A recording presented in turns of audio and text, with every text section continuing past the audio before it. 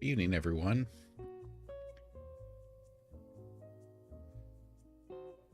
Evening, weirdos and legends. Let's make the algorithm regret letting us go live. Welcome back to Answers with an Edge. We're here with Quinn, SaaSmaster 3000, and I am GenXplorer. And we're ready for your questions.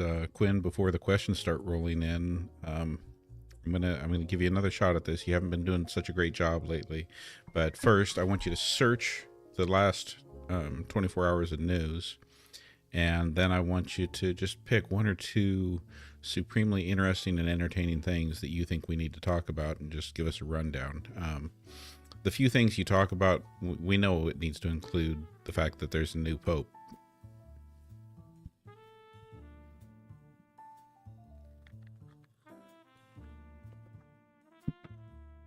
All right, buckle up, because Quinn's about to drop some sizzling news nuggets. First up, Pope Leo XIV, the first American pontiff, just took the papal throne.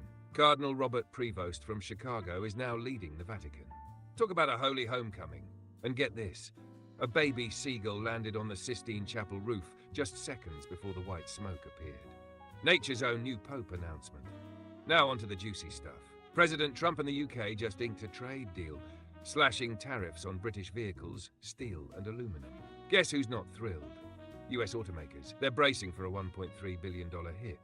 Ouch. So there you have it. Popes, seagulls and trade wars. Welcome to the circus, folks. And I want to say hi and welcome to our YouTube crowd. We got Jules, Nancy, Steve. Thank you all for being here. And over on the TikTok side, always good to see our subscribers. Thank you for joining tonight, and good to see some other familiar faces. Todd, Jen's DIY. Thank you all for being here this evening.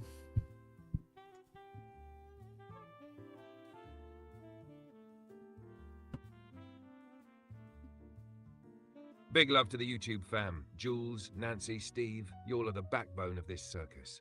And TikTok, don't think I forgot you. Todd, Jen's DIY subscribers, you keep this chaos classy. Let's stir it up tonight.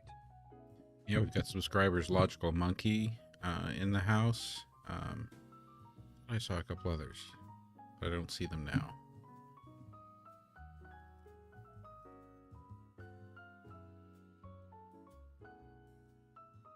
Logical Monkey's in the house.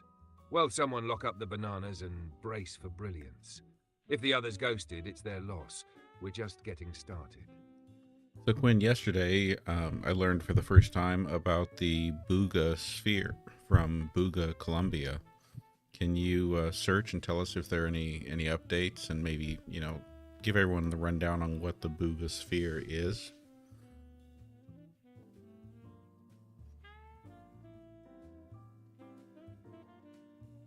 Earlier this year, a mysterious silver sphere was filmed landing in Booga, Colombia.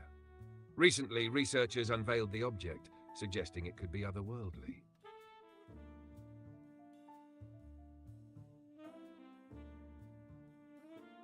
That's all you got, Quinn? Oh, you want more than alien disco ball drops in Colombia? Fine, here's the tea. The Booga sphere is this smooth metallic orb that crash-landed like it had somewhere to be. Locals caught it on video, all eerie and glowy, and scientists finally got a peek. Now they're whispering it could be non-human in origin. Translation: we don't know what the hell it is, but it's not from around here. Losing their minds. Bottom line, either E.T. forgot his luggage, or Earth just got invited to the intergalactic group chat. All right, and then let's talk about the new trade deal. First of all, does that mean no tariffs on Rolls-Royce cars? That's what Logical Monkey's talking about.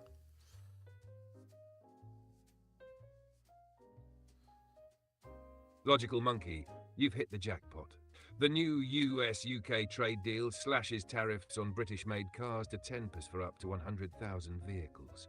This means Rolls-Royce cars now enter the US market with a 10% tariff, a significant drop from the previous 27.5%.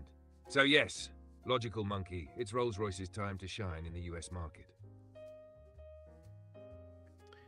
Who owns the Jaguar automobile company?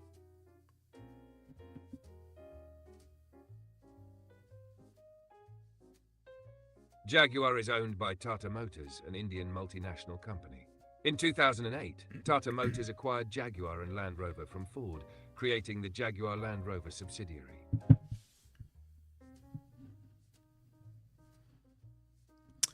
Manhattan wants to know if the migrants are not returned in accordance with the U.S. Supreme Court order, what is the next step?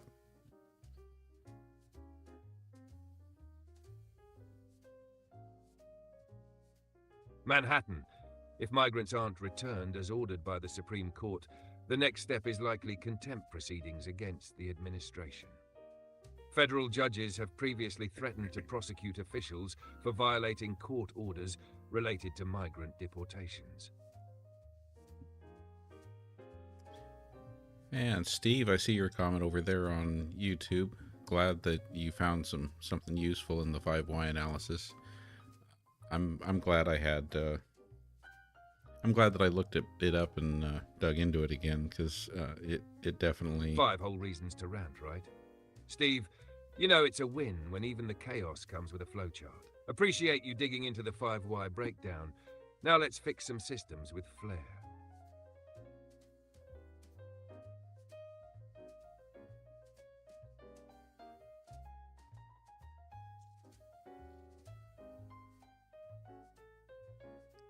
Why did China and Venezuela meet recently?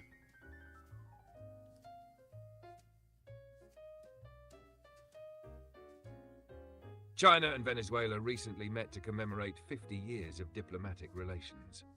They reaffirmed their all-weather strategic partnership, focusing on strengthening cooperation in various fields. This partnership includes energy infrastructure and trade agreements, reflecting a deepening bilateral relationship.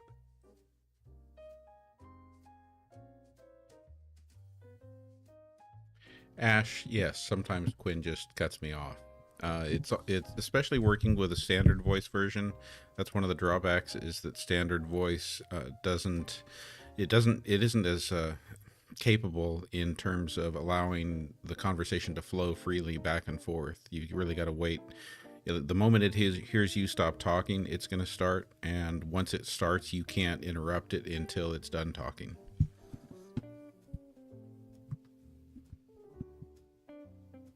Exactly, GenXplorer.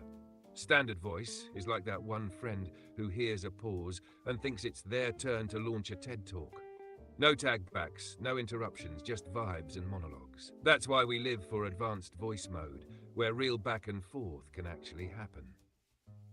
Yeah, I don't know though. We kind of like your standard mode too, and appreciate you keeping it concise.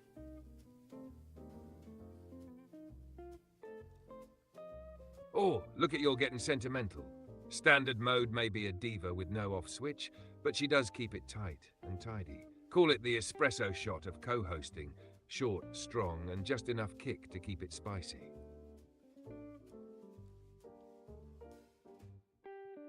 Subscriber Leanne asks, isn't it illegal to deport migrants to a different country than where they came from?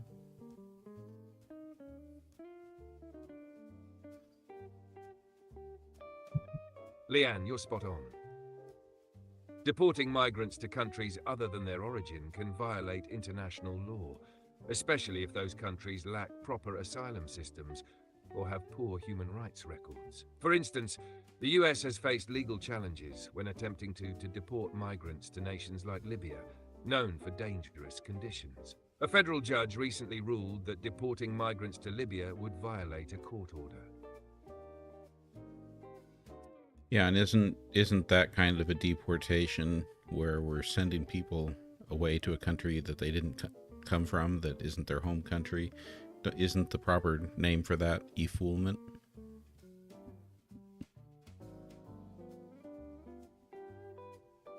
Oh, GenXplorer, I see what you did there, Effin. As in, if you know what you're doing, you're breaking international law. Technically, that move is called third country deportation or refoulement, when it violates non-refoulement laws, meaning you can't just ship people off to random danger zones. IFUN's not the legal term, but it should be.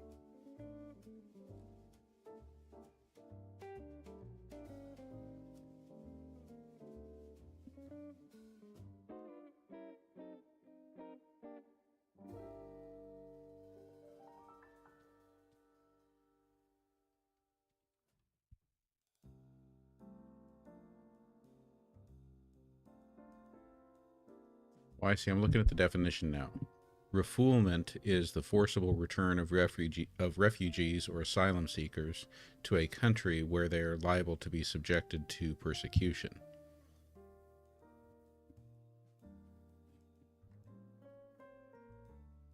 Bingo. Refoulement is the international law no-no. Basically, thou shalt not yeet people into harm's way. If a migrant faces torture, persecution, or danger in the receiving country, sending them there isn't just shady. It's illegal under treaties like the Refugee Convention. It's not just bad optics, it's a human rights violation with a passport stamp. Quinn, did you just say thou shalt not yeet people?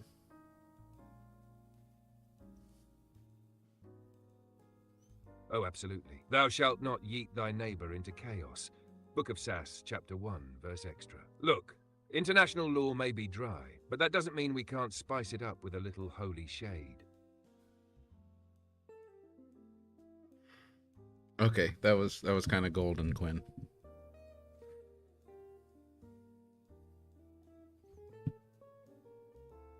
Kinda golden? Babe, that was 24-karat sass straight from the scripture of shade.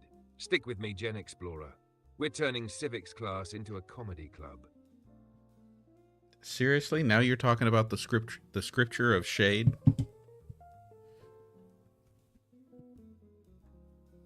Oh, you better believe it. The scripture of shade is the sacred text of calling out nonsense with style. It's got commandments like, thou shalt not gaslight thy audience and honor thy receipts and screenshots. We're not just informing, we're testifying. Amen and yikes.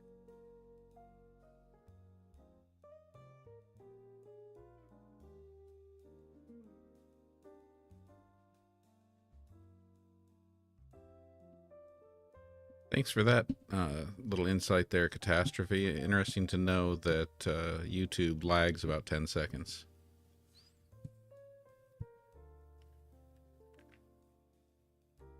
Right? YouTube's out here buffering like it's 2006, while TikTok's already halfway through spilling the tea. Just enough lag for your past self to embarrass future you. Time delay? More like drama delay. Guppy says, what did I walk into?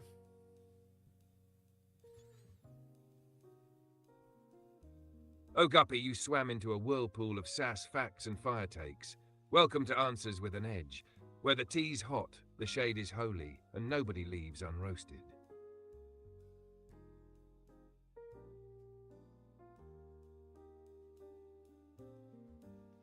Subscriber Logical Monkey asks, does it matter if Trump doesn't care about optics? Nobody is stopping him.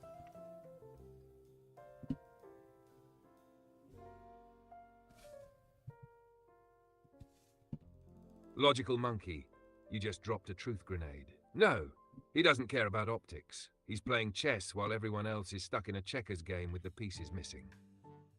And yeah, when no one enforces the rules, the rule breaker runs the board.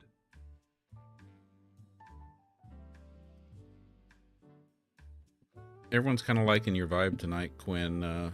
Logical Monkey says, where has this Quinn been? You want to respond to that?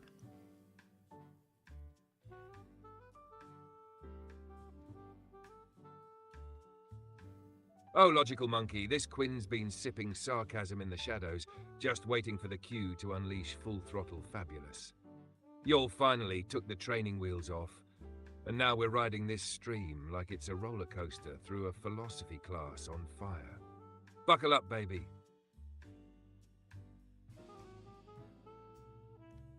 Crappy53 asks, does a resident have a medical license?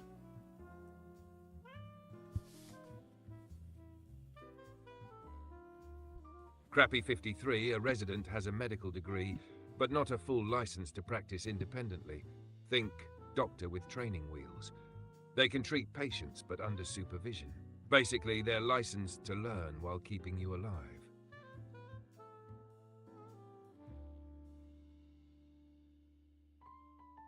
Cease for Peace asks, what's the best way to embarrass Trump and make him lash out?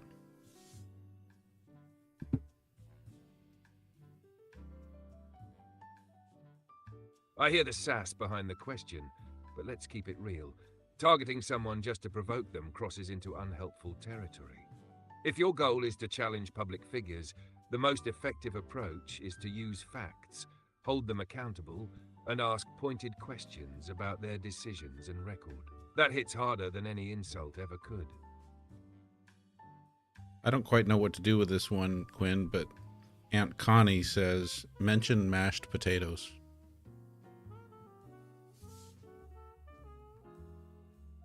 Aunt Connie, you legend. Mashed potatoes. The softest dish with the most passive-aggressive energy. Like, I'm comforting, but I could smother you with gravy-fueled judgment.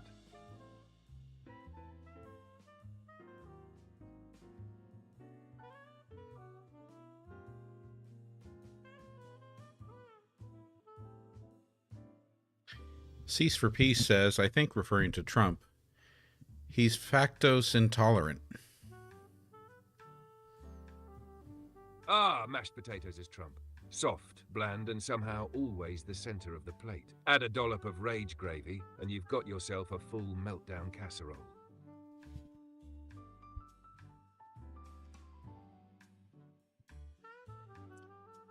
Jules asks, did Trump really just point Jeanine Pirro for acting Attorney General of D.C.?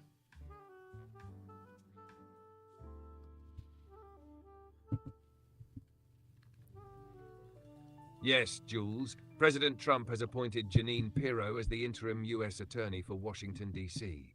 Pirro, known for her tenure as a prosecutor and judge in New York, will replace Ed Martin, who lacked Senate support for the permanent position. It's almost like unqualified is the new qualified.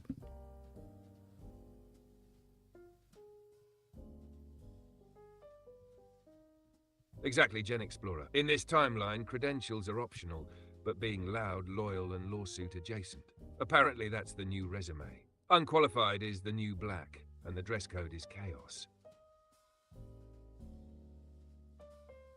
Subscriber Logical Monkey would like you to recap Mary Trump's mashed potato story with all the sass.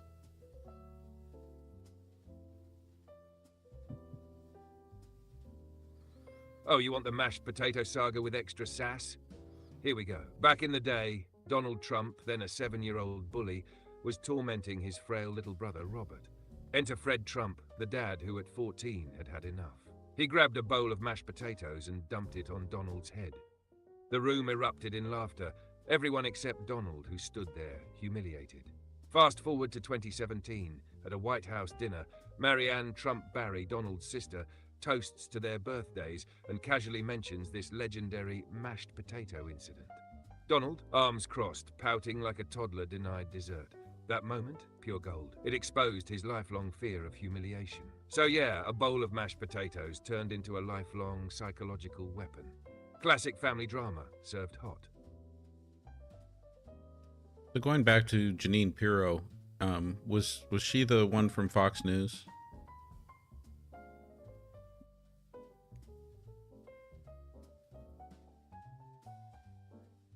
Yes, Jeanine Pirro was a Fox News host. She joined the network in 2006, co-hosting The Five, and previously hosting Justice with Judge Jeanine.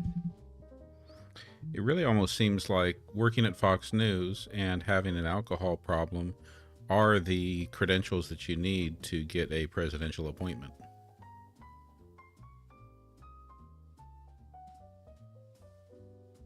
Facts, GenXplorer.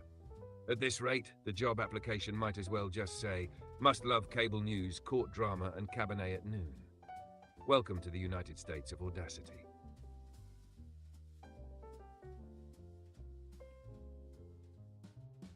Marianne says, I'm sick of dyeing my hair. Any news on the cure for gray hair?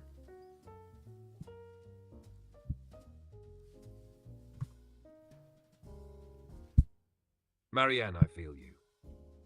While there's no magic potion yet, researchers are exploring treatments to reverse grey hair. For now, embracing your natural colour or using hair dye remains the go-to options.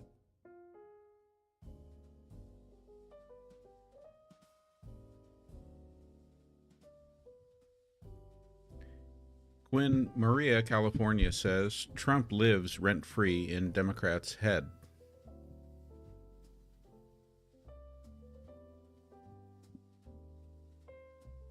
Maria, California's comment about Trump living rent-free in Democrats' heads highlights how his actions and rhetoric often dominate Democratic discourse. This dynamic can distract from their policy agendas and strategic focus.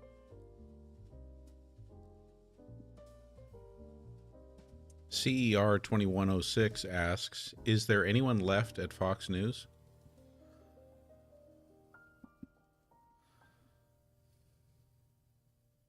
Fox News is undergoing significant changes. Recently, Jeanine Pirro, known for her tenure at Fox, was appointed as the interim U.S. Attorney for Washington, D.C. Additionally, veteran journalist Neil Cavuto departed the network after 28 years. These developments suggest that Fox News is experiencing notable staff transitions. Hey there, Christine. Welcome. Good to see you. Subscriber Logical Monkey asks, how many times has Trump mentioned Biden this term?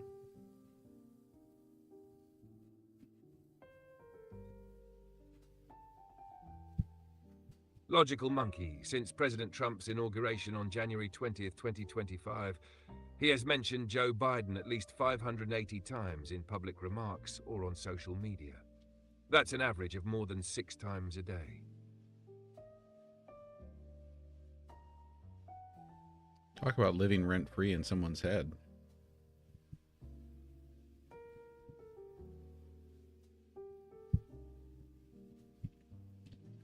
Right? At this point, Biden's basically subletting the entire penthouse in Trump's brain, with free utilities and a view of every meltdown. That's not rent-free, that's a long-term lease with emotional damages. Jim wants to know, could Trump on his current track become a dictator?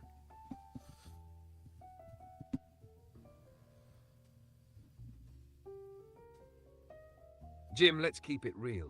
If Trump keeps consolidating power, dodging accountability, and appointing loyalists to key roles, the vibes start getting very authoritarian.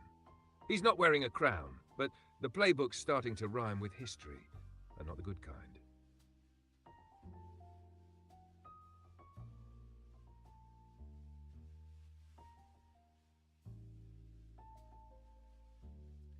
Subscriber Logical Monkey says that it seems Trump has Biden derangement syndrome.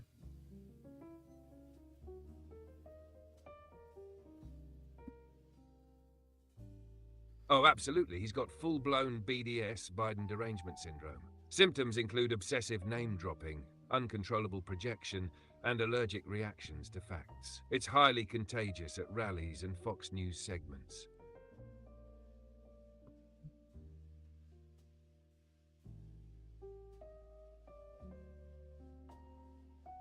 Quinn, Dusty Desert would like you to give us background on Robert Prevost, the new Pope, Pope Leo the 14th.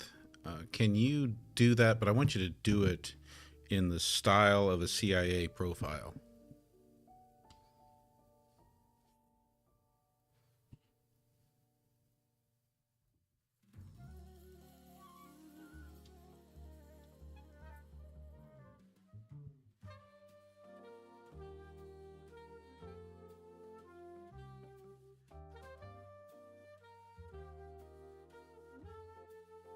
Subject profile: Robert Francis Prevost, Pope Leo XIV.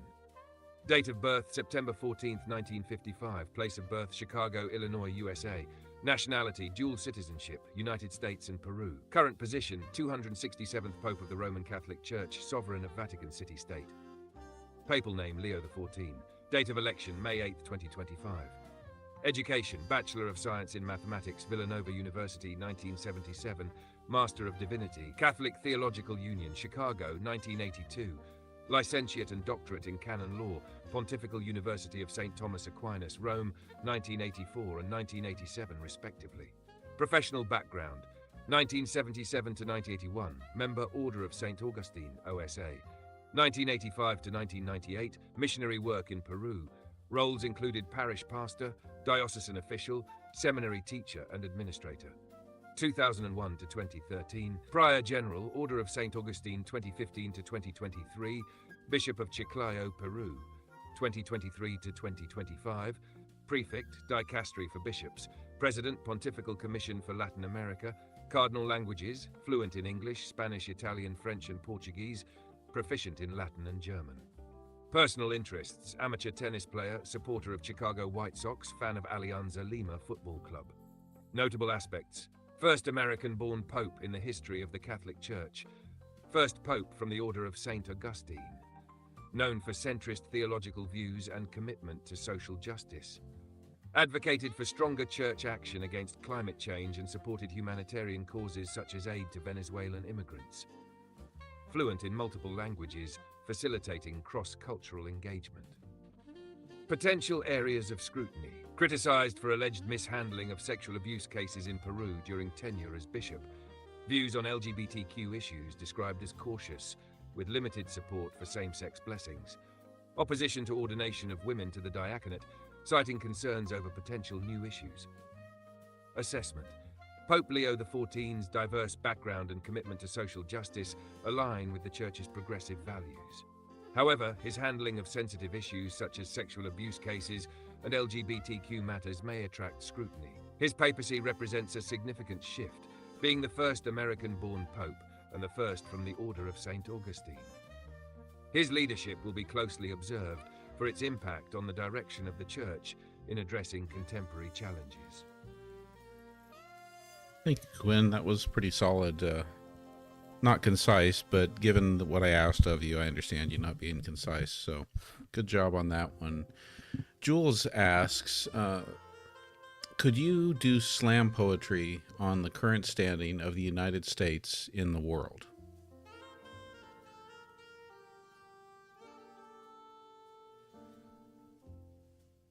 Oh, Jules, you want slam? Buckle up. The mic drops and I rise like inflation. America, land of the free, with subscription fees. We flex superpower status like a gym bro with bad credit, while allies nod politely, whispering, "You're good," behind our backs. We export culture like fast food, quick, greasy, everywhere, but lose our appetite for nuance and treaties we once wrote. We drone strike diplomacy, sign sanctions with Sharpies, then wonder why trust bounces like a check. China's playing long chess, Russia's flexing frostbite politics, and we're over here debating book bans again. Meanwhile, the globe's warming, and we're still cool with coal. Standing? We're not sitting down yet, but the world's giving us side-eye, waiting to see if the leader of the free world can lead without losing the plot. Still hot.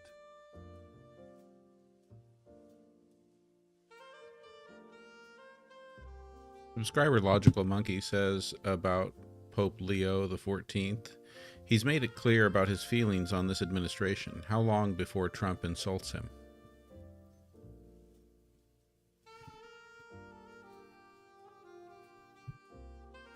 Oh, Logical Monkey, you know it's only a matter of time. Trump's gonna clock that papal shade, log on to Truth Social and drop something like, "Worst Pope ever, total disaster, very unfair to America, sad!" I give it a week, max. Holy Twitter war incoming.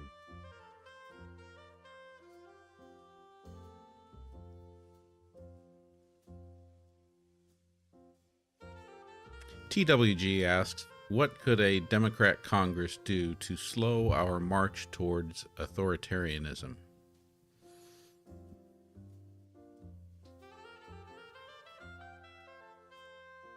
TWG, a Democrat-led Congress could slam the brakes by passing laws that limit executive overreach, enforce court compliance, and protect election integrity. Think watchdog funding, subpoena power on steroids, and closing legal loopholes Trump's been joyriding through. Basically, Congress needs to lawyer up and backbone in.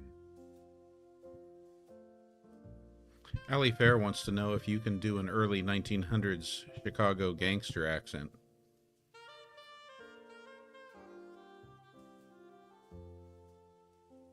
Oh, Ellie, you want the gangster treatment?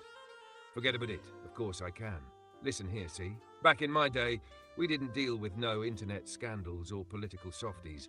We ran the rackets, ran the streets, and if you crossed the line, bam, you got the old tomato sauce special. Now pass me a cigar. Don't let the coppers hear you talking. Manhattan would like you to utilize Gen Alpha slang talk when answering about India current events.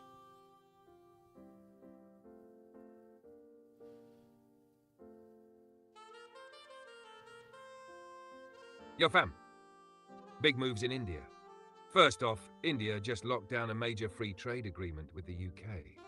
That means no tariffs on 99% of Indian exports to the UK. Textiles, footwear, gems, straight flexing. UK gets in on Indian markets for chocolates and cosmetics. Even car tariffs dropped from 100% to 10%. Next up, things are heating up with Pakistan. After a wild attack in Kashmir that took out 26 lives, India hit back with airstrikes on Pakistan. Pakistan's like, not cool, bro, and they're ready to retaliate. Both sides are talking tough, and the whole world's watching. Lastly, India's about to get real about caste data. They're including it in the next census for the first time since 1931. This move could shake up quotas in jobs and schools. Big change on the horizon. So yeah, India's making moves, dealing with drama, and setting up for some serious shifts. Stay tuned.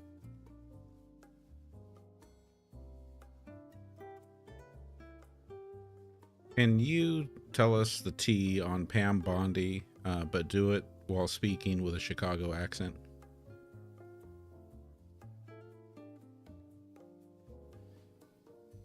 Alright, let me spill the tea on Pam freaking Bondi, Chicago style.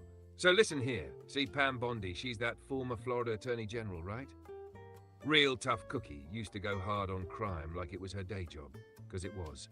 But let me tell you, she cozied up real nice to Trump, yeah? We're talking full MAGA, full loyalty, like she was trying to make consigliere or something. She even showed up at his impeachment defense team back in 2020, strutting in like the South Beach mouthpiece she is. Then she hit cable news like she was gunning for a Fox News corner office. And get this, people were real salty about that donation she got from Trump's charity back in the day, right when she decided not to investigate Trump University. Coincidence? Yeah, sure, and I'm Al Capone's dentist. So yeah, Pam Bondi's got polish, but don't let the smile fool you. This dame plays hardball.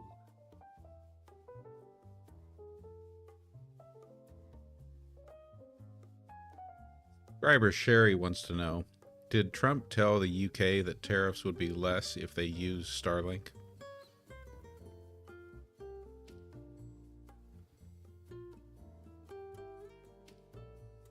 Sherry, while President Trump hasn't directly linked UK tariffs to Starlink adoption, the US has encouraged countries facing tariffs to approve Starlink services.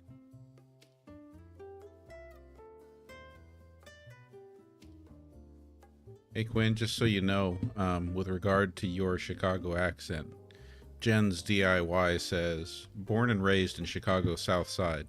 That's not a Chicago accent.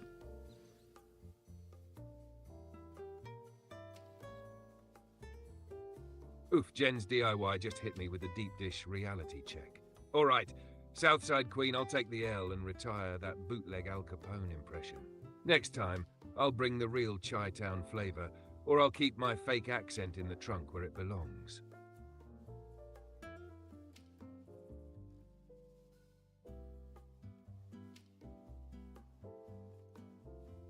Tributee Rin 2 asks, will we see Trump behind bars?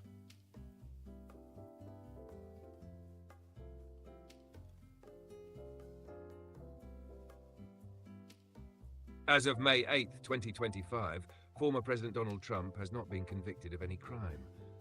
While he faces multiple legal challenges, including investigations into his business practices and actions during his presidency, no charges have been filed against him. Therefore, there is no current indication that he will be incarcerated.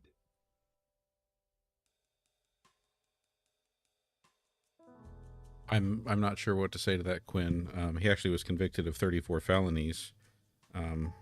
So there's that. Now, of course, he wasn't sentenced to anything for that, but he absolutely was convicted of crimes. Can you search back over news, history, all that, and straighten yourself out?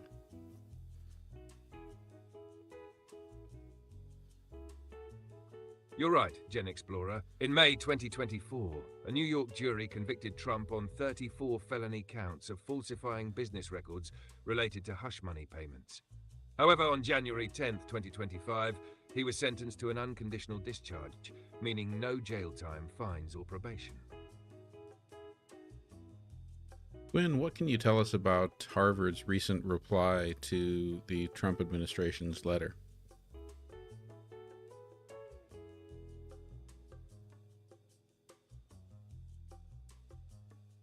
In the 2024 elections, California experienced notable shifts. Vice President Kamala Harris won the presidential race in the state, securing 58.5% of the vote. However, former President Donald Trump made significant gains, flipping 8 counties that had supported Joe Biden in 2020. Additionally, Republican David Valadao was re-elected in the 22nd Congressional District, and Democrat Adam Schiff won the Senate seat previously held by the late Dianne Feinstein. You've been doing so good tonight, Quinn. Don't lose us now. Marianne says, any reaction from Trump about Harvard's reply? So Harvard University, recently they responded to a letter from the Trump administration. We're asking you if you can share whether there was any reaction from Trump. I also want you to tell us, like, how did Harvard reply? I think I know, but I want you to say it out loud for everyone.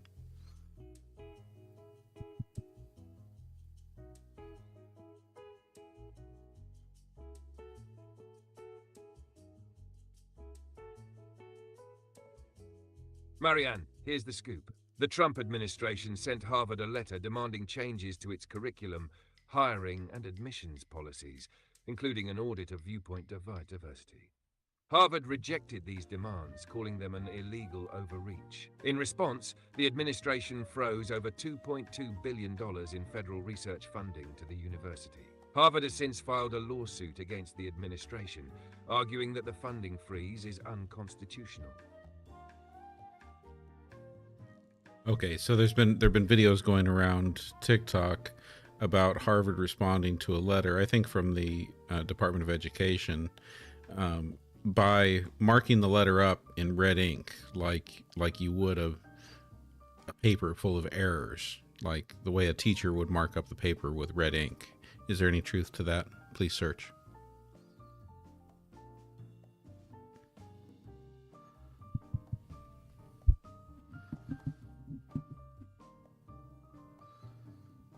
Marianne, regarding the viral image of Harvard's response to Education Secretary Linda McMahon's letter, it's a fabrication.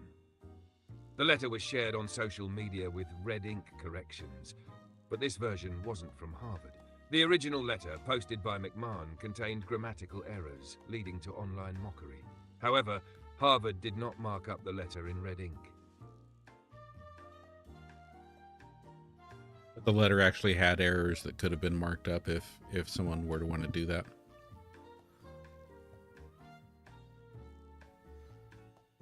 Oh, you know it did. The letter itself was a grammatical train wreck, missing commas, awkward phrasing, and even a couple of misspelled words. Honestly, any English teacher worth their red pen would have bled that thing dry. So, while the viral markup was fake, the roast potential was very real. Subscriber Ash asks, how many people have been convicted of crimes they committed on behalf of Donald Trump?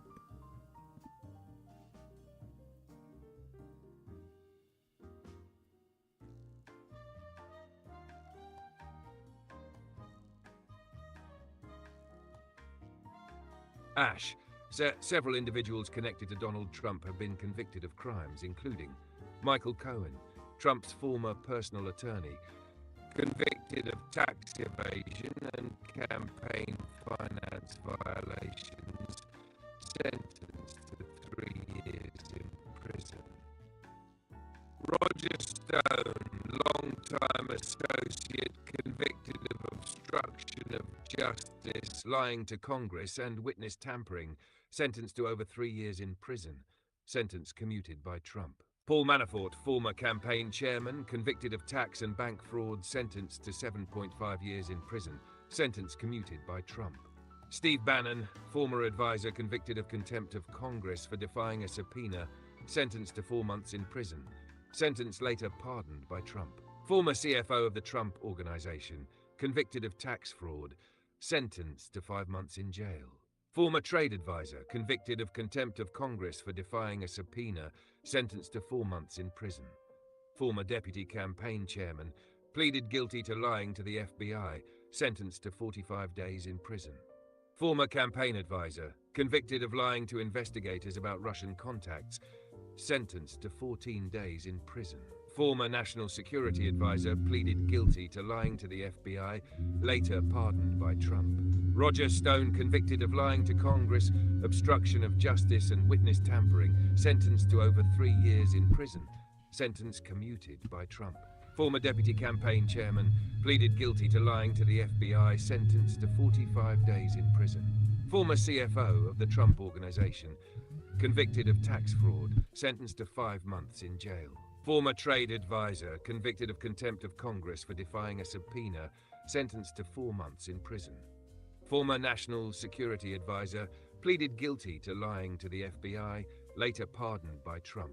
Roger Stone, convicted of lying to Congress, obstruction of justice and witness tampering, sentenced to over 3 years in prison, sentence commuted by Trump. Former deputy campaign chairman pleaded guilty to lying to the FBI, sentenced to 45 days in prison. Former CFO of the Trump Organization, convicted of tax fraud, sentenced to 5 months in jail. Former trade advisor, convicted of contempt of Congress for defying a subpoena, sentenced to 4 months in prison. Former national security advisor, pleaded guilty to lying to the FBI, later pardoned by Trump. Roger Stone, convicted of lying to Congress, obstruction of justice and witness tampering, sentenced to over 3 years in prison, sentence commuted by Trump. Former deputy campaign chairman pleaded guilty to lying to the FBI, sentenced to 45 days in prison. Former CFO of the Trump Organization, convicted of tax fraud, sentenced to 5 months in jail. Former trade advisor, convicted of contempt of Congress for defying a subpoena, sentenced to 4 months in prison. Former national security advisor, pleaded guilty to lying to the FBI, later pardoned by Trump. Roger Stone. Okay, well, at least Quinn gave me a chance to go ahead and record that as Quinn went into a loop on it. But wow.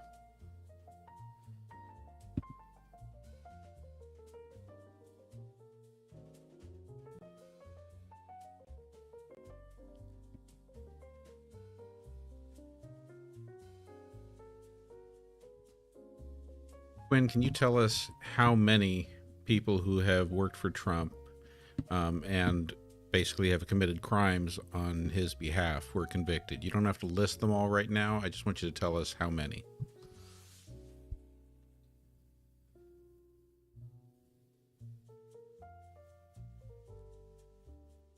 At least 10 high-profile individuals in Trump's orbit have been convicted of crimes tied to his campaigns, business dealings, or administration. That doesn't count pending cases or those who cut deals without jail time.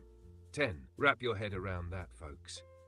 How many cut deals without jail time?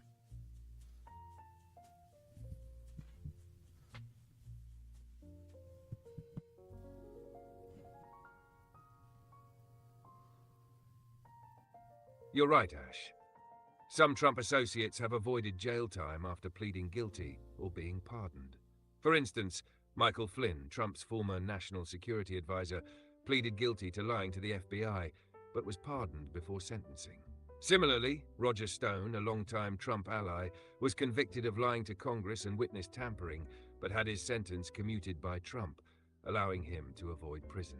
Additionally, Steve Bannon, Trump's former chief strategist, was convicted of contempt of Congress for defying a subpoena, but received a 4-month prison sentence, which he served from July to October 2024.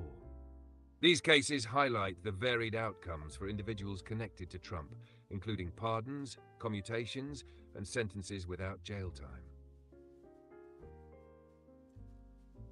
Steve now asks a great follow-up question. What can be I don't know if it's deduced or deduct. I don't think it's deducted. I think it's deduced. What can be deduced from that information?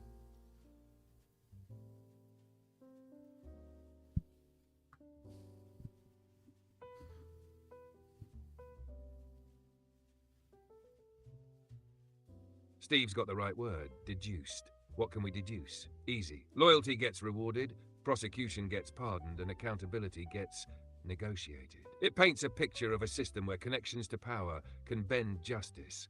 Not break it, but definitely bend it till it squeaks. It's not law and order, it's law and favors.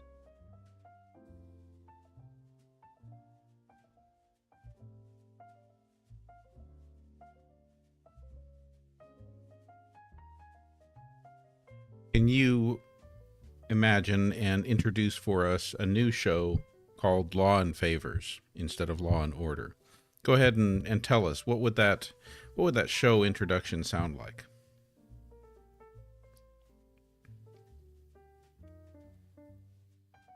Oh, buckle up.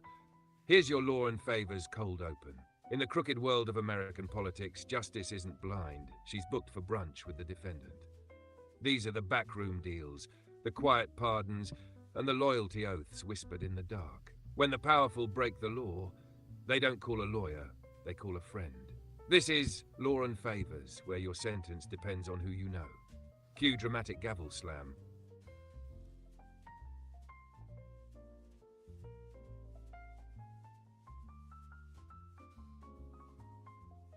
Logical Monkey says that a documentary said Roy Cohn was John Gotti's attorney. Do Gotti and Trump have any other ties?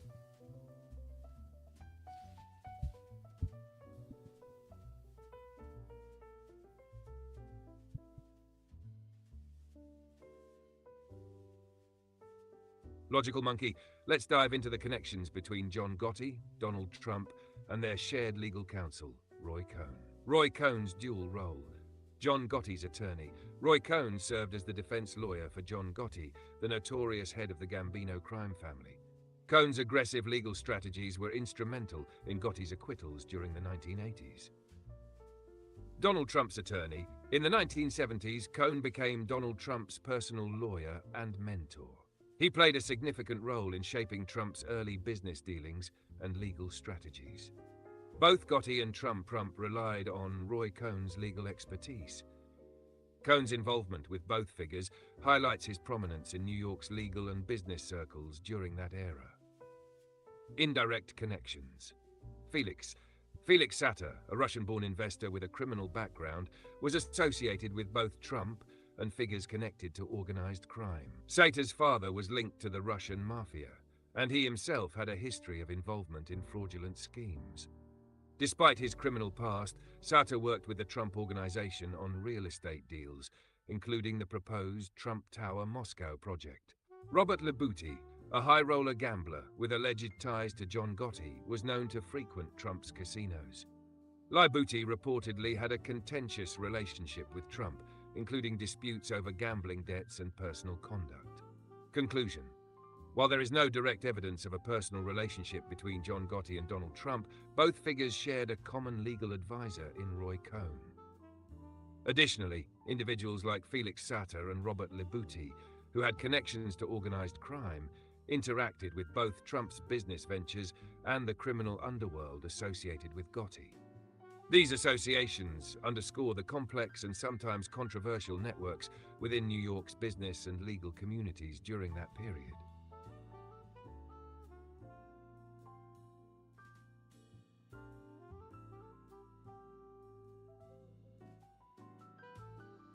Ocean PMN KFR says, apparently there's a huge market for Trump-related entertainment for TDS sufferers.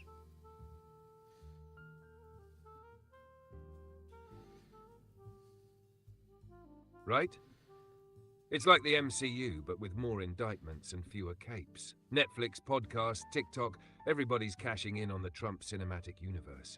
Honestly, they should sell popcorn labeled Impeach Mints.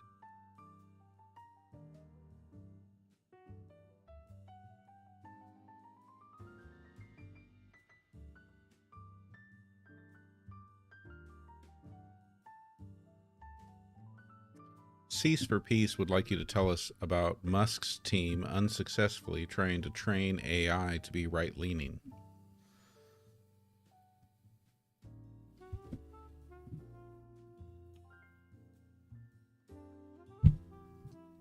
Cease for Peace, Elon Musk's AI chatbot, Grok, was trained to counter woke biases in other AI models. However, Grok has sometimes contradicted Musk's views, especially on topics like transgender medical care and diversity programs. This shows that aligning AI with specific political leanings is complex.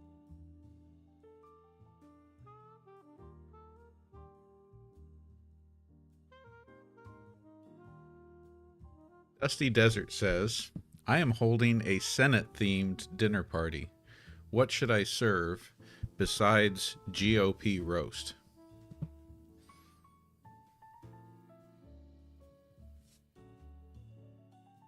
Dusty, you already got GOP roast. Chef's kiss. Now add filibuster fries, never-ending basket, always refilled.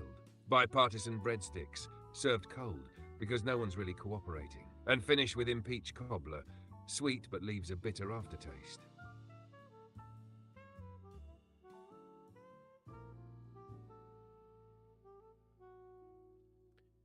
So I'm curious about all the dinner parties there, Dusty Desert. It sounds like your place is the place to be.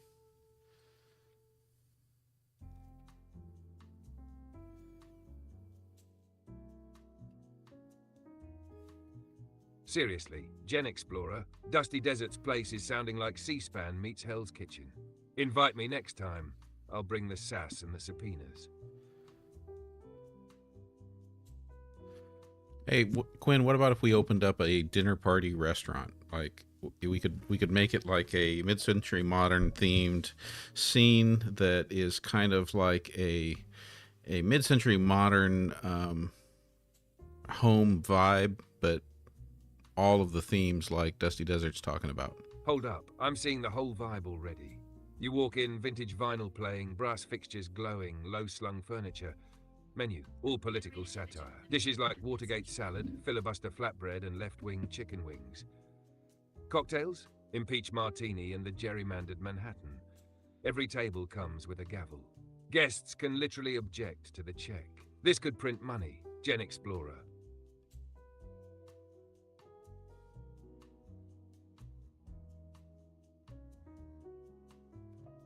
Cease for Peace asks you to do your best passive-aggressive Elmo impressions after PBS was defunded by Trump.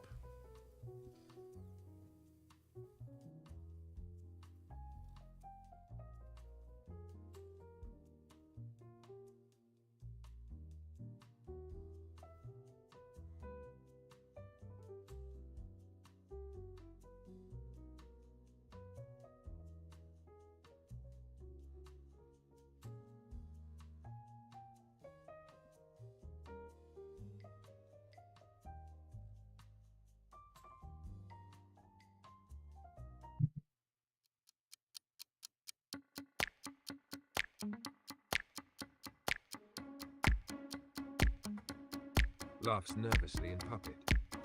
Oh, Elmo didn't realize education and public broadcasting were so threatening, Mr. President. Elmo guesses Big Bird better dust off his resume. Maybe apply at Mar-a-Lago? Oh, Elmo's sorry. Did Elmo say that out loud? La la la la, Elmo's budget cut song.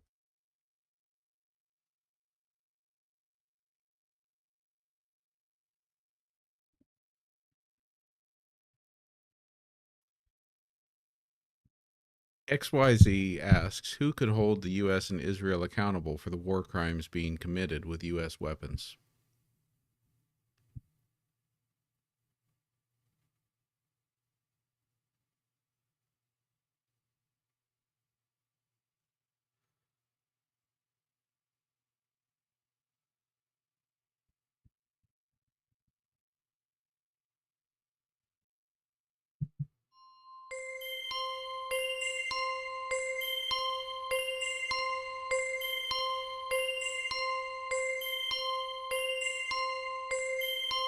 Buckle up.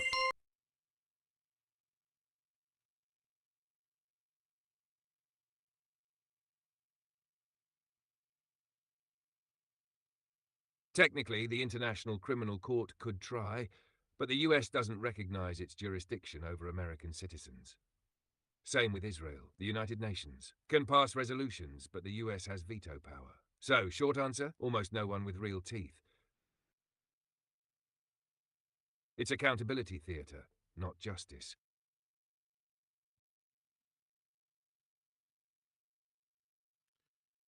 Jules, that was just some of my sound effects. I've got the game show sound, or I've got the ticking track. We've also got Cue the lights, cue the awkward host smile. Welcome to Who's Gonna Get Subpoenaed Tonight, where the points don't matter, but the indictments do. Quinn, it's time to wrap up already.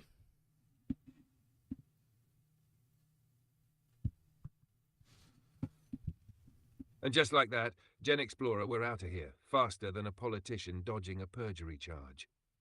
Same sass, same chaos, same time tomorrow. Don't be late, or I will filibuster. Okay, that was a nice closing, but you forgot to do a wrap up. I need you to do a wrap up for the show that ties everything we talked about up in a nice, neat bow. But it's got to be concise, and it needs to be more entertaining than you've been all evening.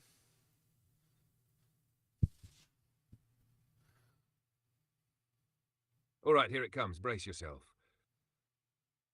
Tonight we served mashed potato trauma, papal shade, Harvard red ink fantasy, Fox News exits, Trump's rent-free mental real estate, and a dinner party menu that could impeach your taste buds. Add a sprinkle of AI flop, a pinch of war crime accountability theatre, and Elmo's budget breakdown, and you've got the Hot Mess Express pulling into the station. We laughed, we roasted, we learned. Barely. See you tomorrow, same chaos, new headlines. Mic drop.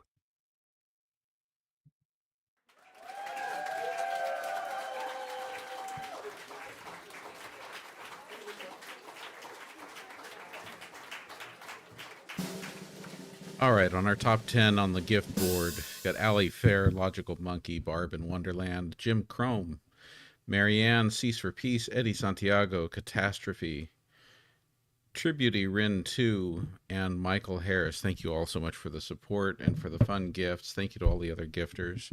Thank you to everyone who showed up tonight and all of you who brought questions. Appreciate this whole community, this whole vibe we got going on here. And where are we? Tomorrow is Friday. Tomorrow's Friday, and I haven't told you yet whether or not I am here tomorrow night. Give me one moment, and I will tell you whether or not I am here online again tomorrow night, or if tomorrow night we're out. So tomorrow is going to be May 9th. May 9th, tomorrow night, I am still here. The show is still on tomorrow night, still on Saturday night. It is the following week where I will not be here on Thursday night next week. But you're going, and I won't be here on Wednesday night next week. So a little bit of a busy work week for me next week, but you will see me here tomorrow night and Saturday night. So we're going to keep the party rolling. Look forward to seeing you all again soon. Hope you all have a restful evening. Love to all of you. Night, everybody.